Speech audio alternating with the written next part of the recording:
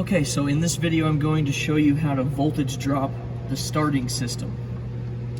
Okay, in this picture you can see that this is my starter motor right here, and then here's the solenoid.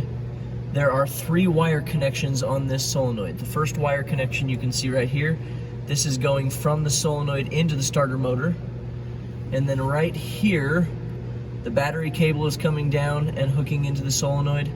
And then underneath that one, it's hard to see right here, there's the solenoid control wire coming in from the ignition switch. Okay, so we're gonna do 3 tests here. First, we're gonna take one of our multimeter leads and we're gonna put it on the power connection from the battery, and our other meter lead is going to be on the positive of the battery. And then we're gonna crank it. The second test, we're gonna move this lead down to the solenoid control wire, and we're gonna keep the other cable on the positive of the battery, and we're gonna crank it again.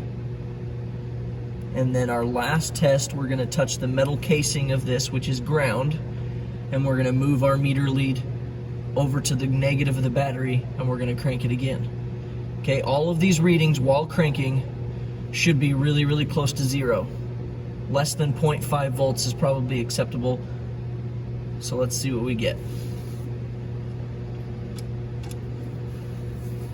Okay, so here's my meter lead on the positive connection, and my other lead is on the positive of the battery, and now we're gonna crank it. We've disabled the ignition so we can just crank it.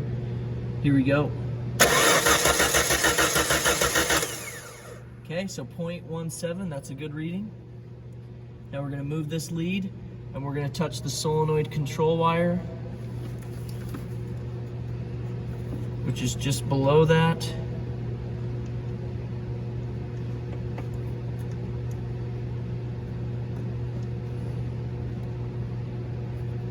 Kind of hard to get to here.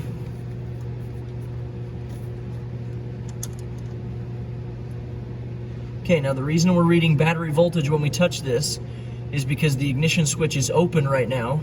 So basically we're touching ground. But as soon as we turn the ignition switch to the on position, this wire becomes a power wire, and then we're gonna get a voltage drop reading. So here we go. Okay, so that's not a very good voltage drop. We're reading 1.5 volts lost. So we definitely have an issue there. Okay, now we're gonna move and we're gonna do the ground side. So notice I'm just touching the metal case of the starter. I'm gonna move my lead up here to the ground of the battery. And now we're gonna crank it again.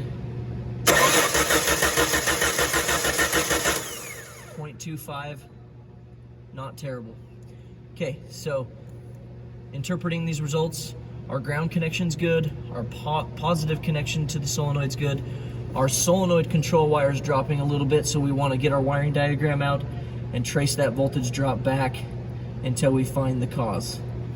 That's how you do a voltage drop test on a starter motor.